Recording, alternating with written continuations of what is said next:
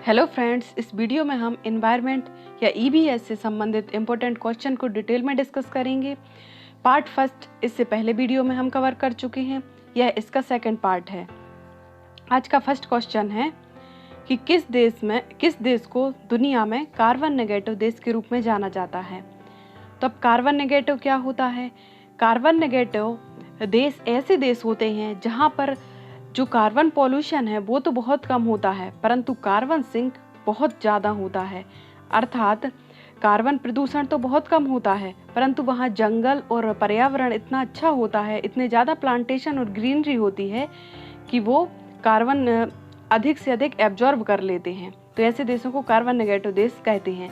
तो carbon negative देश कौन सा है? तो इसका सही आंसर है भूटान। यह देश जितना कार्बन डाइऑक्साइड उत्सर्जन करता है उससे 3 गुना ज़्यादा अवशोषित कर लेता है। नेक्स्ट क्वेश्चन है, कार्बन क्रेडिट की अवधारणा कब आई? तो कार्बन क्रेडिट की अवधारणा क्योटो प्रोटोकॉल से आई। कार्बन क्रेडिट की अवधारणा कब से आई? तो यह क्योटो प्रोटोकॉल के माध्यम से आई। जो क्योटो प्रोटोकॉल है 1997 में आया और यह ग्रीन हाउस गैसों से संबंधित था। नेक्स्ट क्वेश्चन है कि ओजोन परत कहाँ पाई जाती है? तो आपको पता होगा कि जो पृथ्वी है, अर्थ है, उसके ऊपर जो वायुमंडल है वो 5 भागों में बटा हुआ है। सबसे नज़दीक है जो पृथ्वी के लगभग 8 या 10 किलोमीटर ऊंचाई तक, यहाँ पर यह क्षोभमंडल पाया जाता है या इसे ट्रोपोस्फियर भी कहते हैं। ट्रोपोस्फियर से ऊपर समताप मंडल पाया जाता है या इसे स्ट्रेटोस्फियर कहते हैं। यहीं पे आप देख सकते हैं ओजोन लेयर है। जो स्ट्रेटोस्फियर है या समताप मंडल है उसकी निचली परत पर लगभग 10 किलोमीटर से लेकर 35 किलोमीटर तक ओजोन का सांद्रण अधिक होता है और यहीं पे समताप मंडल में ही ओजोन परत पाई जाती है। इसके बाद कौन सी लेयर पाई जाती है? तो इसके बाद मध्यमंडल या मेसोस्फीयर पाया जाता है यहाँ। फिर उसके ऊपर ओजोनोस्फीयर आयन मंडल पाया जाता है और सबसे ऊपर बाह्यमंडल पाया जाता है या एक्सोस्फीयर भी कहते हैं। नेक्स्ट क्वेश्चन है कि मॉन्ट्रियल प्रोटोकॉल किससे संबंधित है? तो आपको पता होगा मॉन्ट्रियल प्रोटोकॉल है जो ओजोन क्षरण से संबंधित है। तो मॉन्ट्रियल प्रोटोकॉल कब हुआ था? तो यह 1987 में जो ओजोन परत के संरक्षण के लिए इस पर हस्ताक्षर किए गए थे। और यह किस दिन किए गए थे? 16 सितंबर को हस्ताक्षर किए गए थे। तो इसी दिन ओजोन दिवस भी मनाया जाता है। ओजोन संरक्षण दिवस कब मनाया जाता है? 16 सितंबर को मनाया जाता है। किस कारण मनाया जाता है? तो मॉन्ट्रियल प्रोटोकॉल पर हस्ताक्षर हुए थे, इस वजह से मनाया जाता है। मॉन्ट्रियल प्रोटोकॉल कब हुआ था? तो यह 1987 में हुआ था। किससे संबंधित है? तो ओजोन के संरक्षण से संबंधित है। नेक्स्ट क्वेश्चन है कि किसने सर्वप्रथम अंटार्कटिका के ऊपर ओजोन क्षेत्र का पता लगाया? तो आपको पता होगा ब्रिटिश टीम ने सबसे पहले ओजोन परत पर छिद्र का पता लगाया। आपको पता होगा कि ओजोन परत में जो छिद्र है क्लोरोफ्लोरोकार्बन के कारण होता है और इसके कारण क्या होता है, ओजोन परत जो होती है वह क्या करती है, सूर्य से आने वाली अल्ट्रावायलेट रेज हैं जो परावैंगनी विकिरण है उससे हमारी सुरक्षा करती है। क्योंकि यदि अल्ट्रावायलेट रेज यदि हमारे वायुमंडल में आती हैं तो सबसे ज़्यादा घातक सिद्ध होती हैं और हमारे लिए स्किन कैंसर और कई अन्य डिसीज़ क्रिएट कर देती हैं। तो इसलिए ओजोन परत है जो सूर्य से आने वाली परावैंगनी किरणों से हमारी सुरक्षा प्रदान करती है और यदि उसमें छिद्र हो जाएगा तो वह अल्ट्रावायलेट रेज हैं जो पृथ्वी पर आने लगेंगी और साथ ही यह बहुत घातक सिद्ध होंगी। और साथ ही आप एक क्वेश्चन और याद रखेंगे कि अक्सर एग्जाम में पूछा जाता है कि ये पृथ्वी तक कौन सी अल्ट्रावायलेट रेज आ पाती हैं? तो यह 3 टाइप की होती हैं, UVA, UVB और UVC। तो यहाँ पे अल्ट्रावायलेट जो B टाइप है वो पृथ्वी तक आ पाती हैं। नेक्स्ट क्वेश्चन है कि निम्नलिखित में से कहाँ सदाबहार वन पाए जाते हैं? तो जो सदाबहार वन हैं या इन्हें एवरग्रीन फॉरेस्ट भी कहते हैं या पश्चिमी घाट में पाई जाती हैं।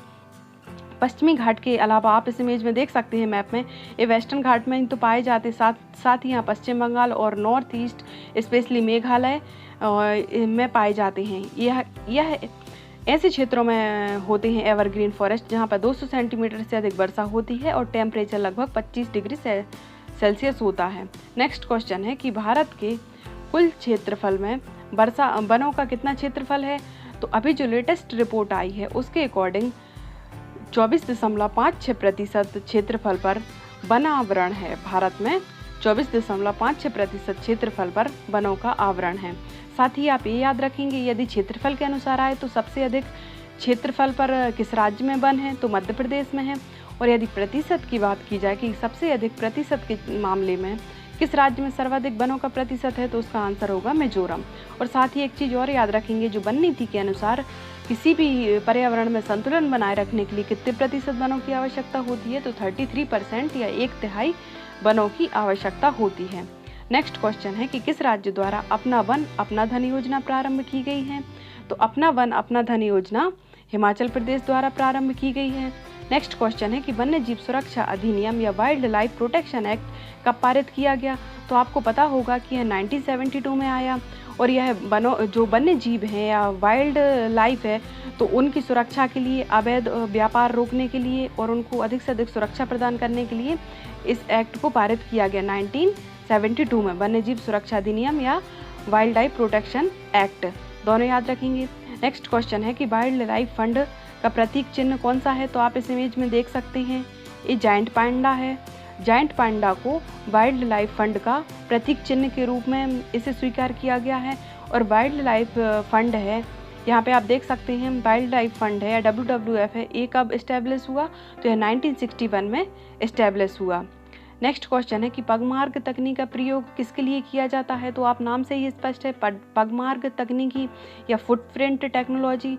तो इसका जो उपयोग है वन्य जंतु होते हैं या जो वन्य जंतुओं की जनसंख्या का आकलन करने के लिए किया जाता है। इसमें क्या होता है कि जो जंगली जीव होते हैं उनके जो फुटप्रिंट है, ज़मीन पे जो फुटप्रिंट आ जाते हैं, उसकी गणना करके ही इनकी गणना की जाती है। नेक्स्ट क्वेश्चन है कि सेव या सेविंग, ये सेब जो नामक प्रोजेक्ट है किससे संबंधित है, तो आपको पता होगा नाम से ही स्पष्ट है कि सेविंग एशियन वल्चर एक्सटेंशन, तो इस वल्चर से संबंधित है। इसमें जो गिद्ध है आप देख सकते हैं, इसको संरक्षण प्रदान किया जा रहा है। आपको पता होगा अभी ये विलुप्ति के कगार पे आ गया है।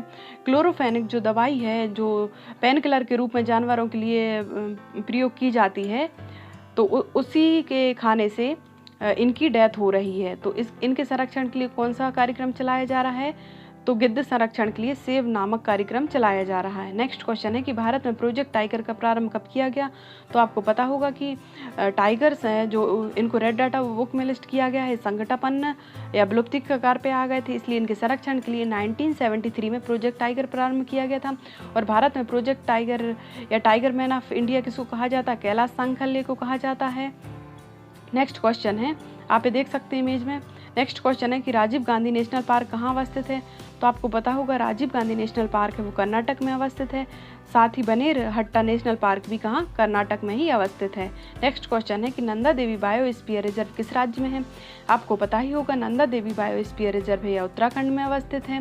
नेक्स्ट क्वेश्चन है कि जंगली गधों का अभ्यारण्य कहाँ अवस्थित है, तो जो जंगली गधों का अभ्यारण्य है गुजरात में अवस्थित है। गुजरात का जो कच्छकरण वाला क्षेत्र है वहाँ पर ही गुड़खर अभ्यारण्य पाया जाता है।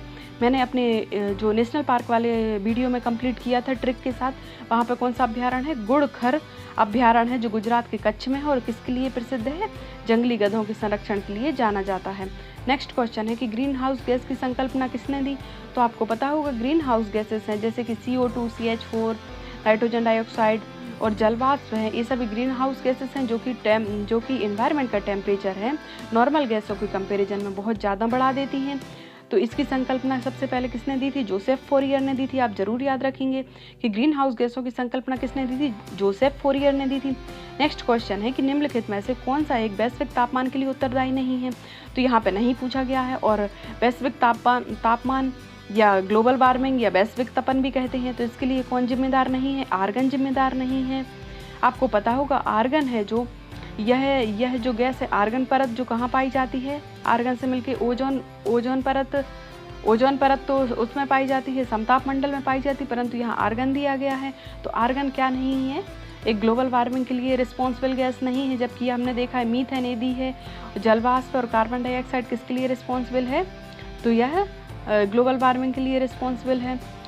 निम्नलिखित में से कौन सा एक ऊर्जा का नवीनीकरण स्रोत है, तो यहाँ पे रिन्यूएबल सोर्सेज पूछा गया है या नवीनीकरण स्रोत। तो आपको पता होगा नवीनीकरण स्रोत ऐसे स्रोत होते हैं जो अनलिमिटेड होते हैं और पुनः चक्रण के द्वारा फिर से नवीन हो जाते हैं। तो देखेंगे यहाँ पे जो सौर ऊर्जा है यह नवीनीकरण स्रोत है।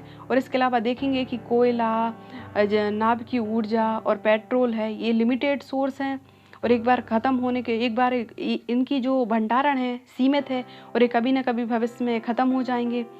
तो यहाँ पे सूर्य ऊर्जा का नवीनीकरण स्रोत क्या है? सूर्य ऊर्जा है। नेक्स्ट क्वेश्चन है कि यहाँ पे कुछ डिटेल देखेंगे कि ऐसी ऊर्जा जो प्राकृतिक स्रोतों पर निर्भर करती है और यह कभी भी समाप्त नहीं हो सकती है, जैसे कि पवन ऊर्जा, जल ऊर्जा, बायोमास ऊर्जा, सौर ऊर्जा, ज्वारी ऊर्जा, भूतापीय ऊर्जा, अक्सर एग्जाम में पूछा जाता है। तो ये सभी किस टाइप के स्रोत हैं? तो यह नवीनीकरण या रिन्यूएबल सोर्सेस हैं। कौन कौन से? पवन ऊर्जा, जल ऊर्जा, सौर ऊर्जा, बायोमास ऊर्जा और ज्वारीय ऊर्जा, भूतापीय ऊर्जा। ये सभी क्या है? नवीनीकरणीय स्रोत हैं और जो कभी समाप्त नहीं होंगे। नेक्स्ट क्वेश्चन है कि मानव जनित पर्यावरणीय प्रदूषण कहलाते हैं। तो मानव जनित जो पर्यावरणीय प्रदूषण है या पॉल्यूटेंट है उन्हें एंथ्रोपोजेनिक पॉल्यूटेंट कहते हैं। नेक्स्ट क्वेश्चन है कि निम्नलिखित में से कौन सा एक प्राथमिक प्रदूषण है? तो प्राथमिक प्रदूषक कौन सा है? प्राइमरी प्रदूषक। तो प्राइमरी प्रदूषक है सल्फर डाइऑक्साइड है, क्योंकि ये डायरेक्ट प्रोड्यूस होता है फैक्ट्रियों से, वाहनों से। परंतु जो अन्य है जैसे कि PAN, तो PAN क्या है? सेकेंडरी पॉल्यूटेंट है या द्वितीयक प्रदूषक है। इसका फुल फॉर्म क्या है?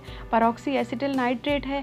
फिर स्मोक है, धूम्र कोहरा या स्मोक प्लस फॉग से मिलकर बनता है, तो यह भी सेकेंडरी पॉल्यूटेंट है। फिर ओजोन है, तो ओजोन O2 प्लस O से मिलकर बनता है, तो ये सभी सेकेंडरी पॉल्यूटेंट है। सेकेंडरी पॉल्यूटेंट क्या होते हैं कि जो प्राथमिक प्रदूषक के साथ अन्य तत्व जब मिल जाते हैं और प्रदूषण का निर्माण करते हैं तो वो सेकेंडरी पॉल्यूटेंट कहलाते हैं।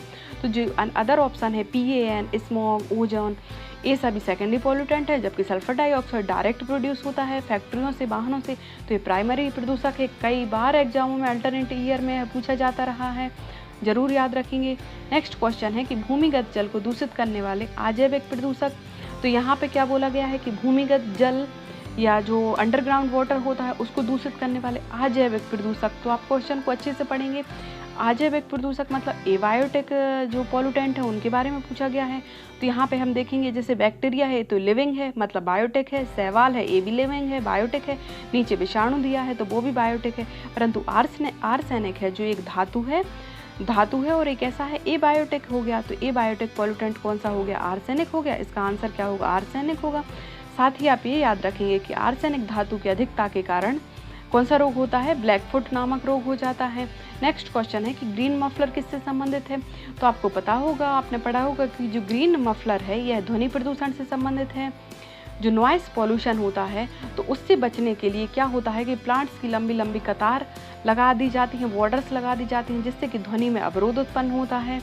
तो ग्रीन मफलर किससे संबंधित है? ध्वनि प्रदूषण से संबंधित है। आपने देखा होगा कि हाईवे के चारों तरफ प्लांट्स लगा दिए जाते हैं या जो बड़ी बड़ी मेट्रो सिटी होती हैं वहाँ अधिक से अधिक प्लांटेशन किया जाता है ताकि जो नॉइस पॉल्यूशन है या ध्वनि प्रदूषण को कम किया जा सके। तो ग्रीन मफलर किससे संबंधित है? ध्वनि प्रदूषण से संबंधित है।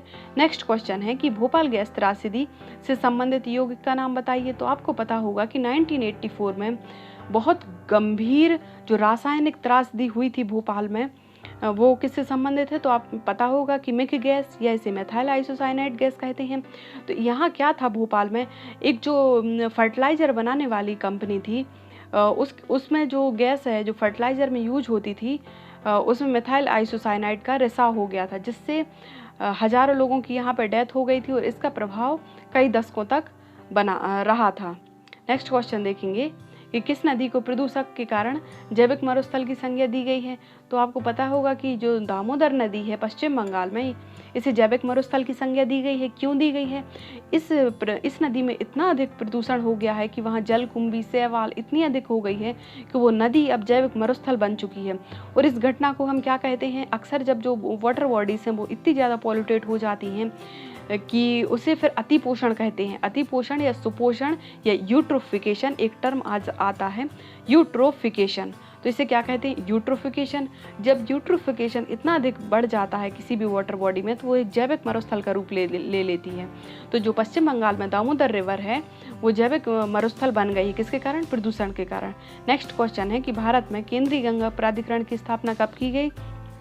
तो आपको पता होगा कि केंद्रीय गंगा प्राधिकरण की स्थापना 1985 में की गई है। आशा है कि आपको वीडियो में जानकारी है जो पसंद आई होगी। Thank you.